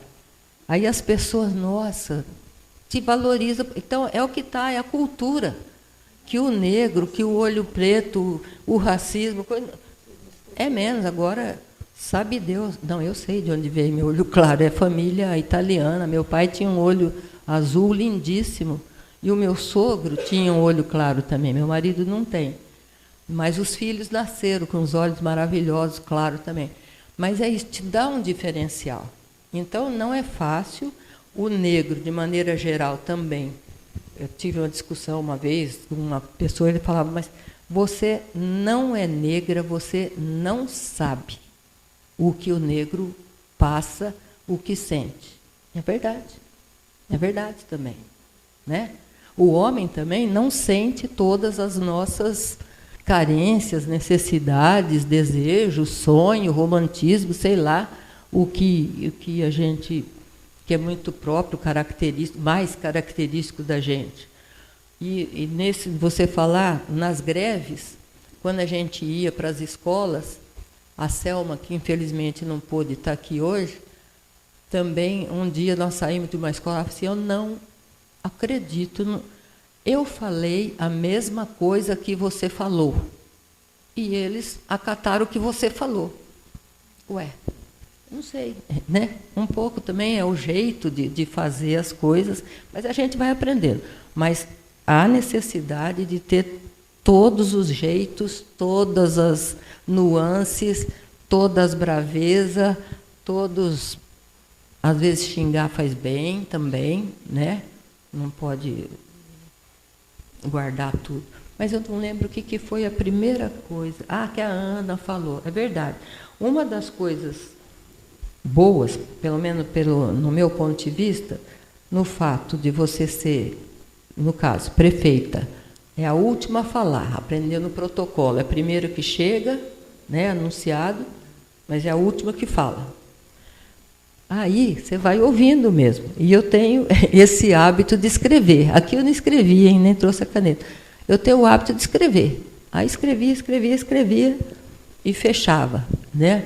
Então, é o jeito, mas é bom, porque você consegue, né, dar aquele fecho em todas as palavras. O Didu, que era do jornal Correio de Lins, logo no comecinho, quando a gente começou, eu falei que era uma situação difícil, que a gente tinha que negociar com Deus e o mundo na cidade, e também com os empresários.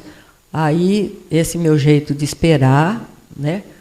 Aí ele também falou, olha, nunca vi prefeito que fica sentado esperando todo mundo falar. Nunca vi isso. Tá, mas vamos aprender junto. E eles aprenderam com o tempo também a ter mais jeito de participar.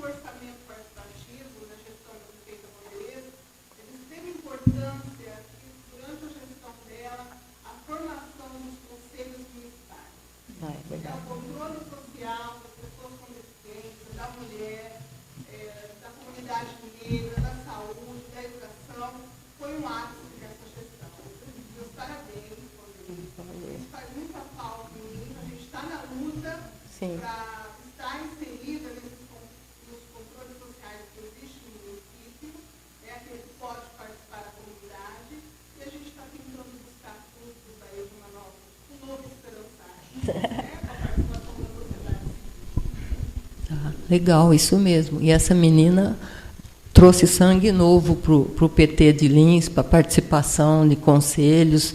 A gente agradece, Lins agradece a sua atuação. Mas a gente tinha mesmo essa preocupação, como eu falei lá para trás, no final dos anos 80, a gente participava muito das conferências, nem era tanto conferência, mas das discussões para a Constituinte, depois para a lei orgânica do município. Aprendemos muito na lei orgânica e brigávamos pelo conselho. Conseguimos colocar na lei orgânica Conselho da Mulher, mas a duras penas o Conselho da Mulher. A gente pôs na lei orgânica do município de Lins. Da educação era mais fácil, né? Mas da mulher não. Eu lembro até que numa das atividades a gente buscava exemplo de todas as cidades que tinham também apresentado, e a gente estava comemorando, eu e a Selma comemorando que os vereadores parece que iam, né, ao Conselho da Mulher. Aí veio o presidente falar para a gente, em separado, porque ele também não podia defender a gente lá no meio dos outros. Ele disse, olha, presta atenção, está escrito, poderá. Vocês têm que brigar para deverá. Não é que o Conselho poderá ser deliberativo, ele deverá ser deliberativo. Então, isso que eu falo, que a gente aprende a vida inteira. Aí lá vamos nós brigar para mudar o verbo, né? Porque não era poderá, era deverá. Então, os conselhos eram mesmo o Conselho Tutelar, nós que começamos também, todos, praticamente todos eles lá, e com uma participação muito boa. É uma pena que depois, quando você vai deixando esse jeito de administrar diferente, as coisas foram sendo esquecidas, né? E estão sendo retomadas agora. Valeu. Fala, João. O João Pimenta e depois a professora Ana Maria também. Aí e acho que aí a gente vai... ver o horário aí que eu estou sem... caminhando para o encerramento, né?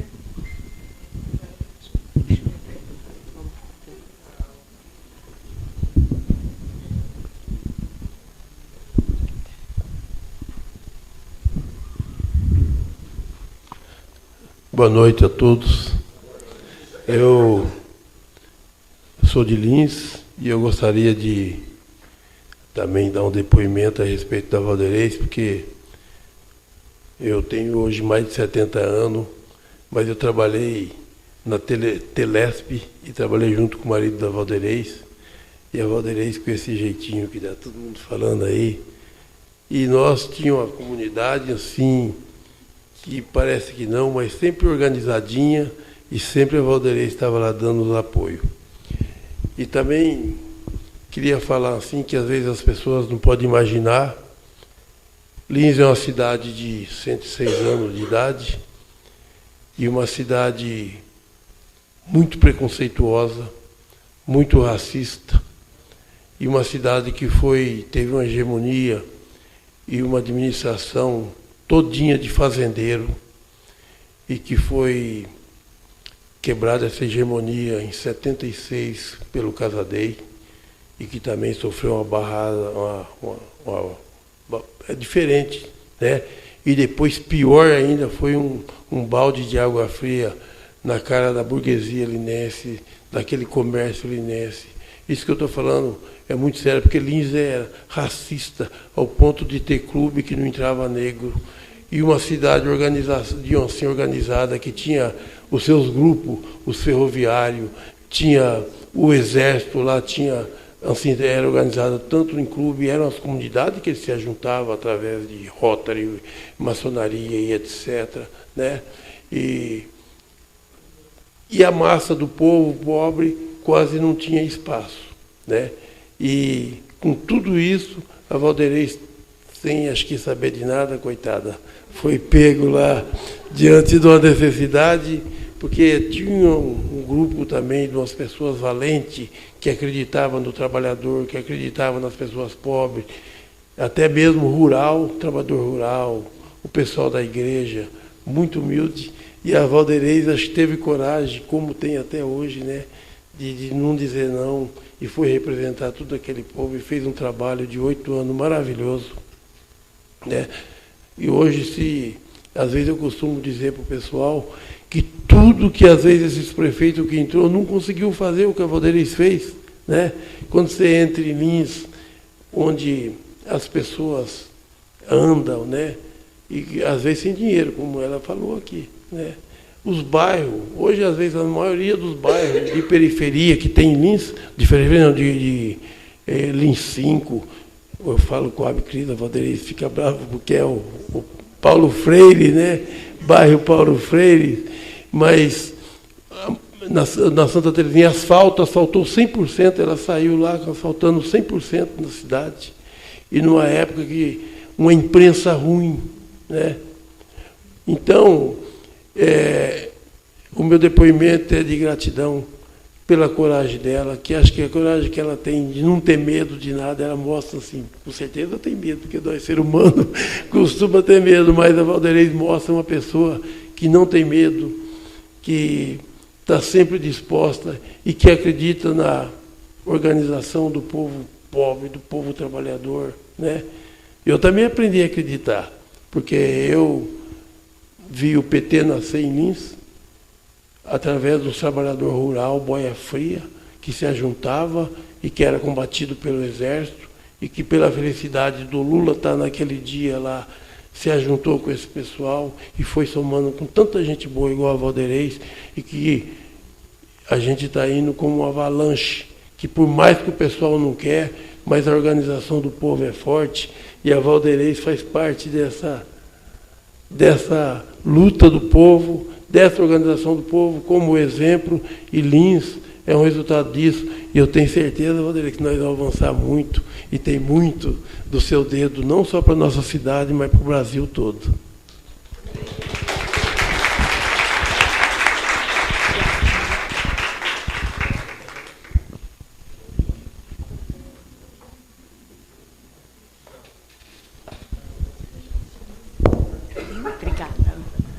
Bem, boa noite a todos, a todas e a todos. Sou Ana Maria, docente aposentada dessa casa, e quero cumprimentar em nome da Ana pela organização do evento, que olha, que oportunidade. Quero cumprimentar minha colega Tânia de Lucas, de gestão na universidade, uma satisfação revê-la, Tânia, tão valiosa mesmo nessa instituição, né? E quero dizer a você, Valderez, que é um prazer conhecê-la pessoalmente. E que eu só estou fazendo uso desse microfone para compartilhar duas coisas com você.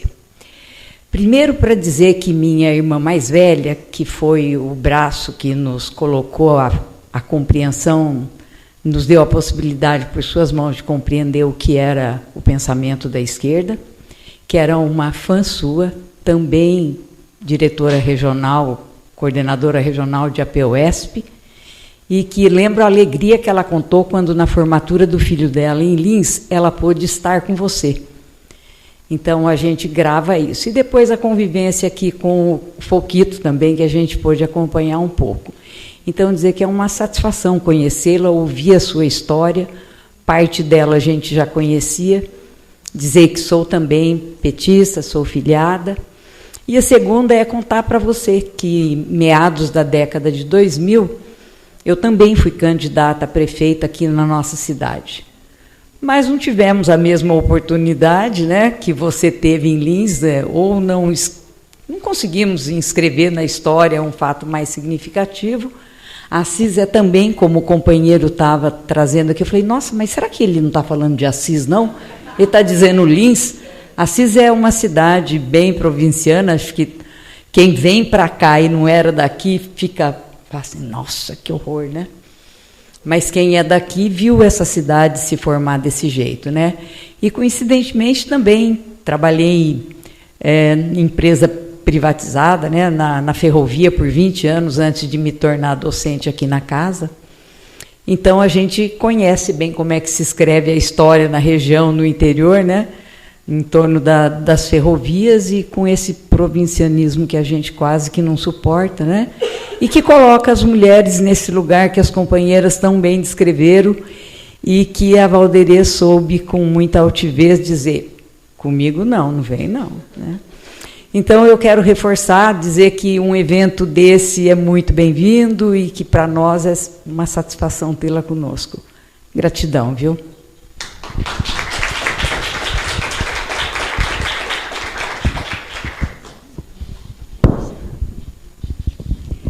Então, professora, a gente gostaria de agradecer muito o seu depoimento. Acho que é uma vida das mais instigantes e inspiradoras para nós. Eu espero que os nossos alunos que não puderam estar aqui assistam o vídeo, aprendam, né? E acho que é super importante também esse seu depoimento enquanto uma gestora pública, porque nós estamos no ano eleitoral, né? Nós vamos escolher, né, vários, não só o nosso Congresso, né, que todos nós sabemos da qualidade dos nossos representantes atuais, né? Quem sabe a gente consiga fazer um Congresso de melhor qualidade, nós temos que eleger os governadores, os presidentes da República, e seria bom se eles pudessem ouvir também o seu depoimento, né? Porque eu acho que está faltando muito espírito público, né? Muito comprometimento, muita preocupação com o que é necessário efetivamente para a população, né? E que os nossos alunos em greve, eles aproveitem essa oportunidade para aprender o que é a participação política, né? Sobretudo no mundo de redes sociais, onde nós estamos cada vez mais isolados, né? Com tanta conexão, mas tão isolados, cada um muito confortavelmente na sua bolha. Eu acho que esse é um outro problema que nós vamos ter que enfrentar, a maneira como se faz política hoje, a maneira como se elege e os limites que a gente tem de uma participação política mais efetiva. Acho que a universidade fica muito agradecida pela sua presença e cumprimento mais uma vez a Ana e as colegas por terem organizado o evento e a todos vocês que estiveram aqui. Acho que foi uma noite inspiradora para todos nós. Muito obrigada.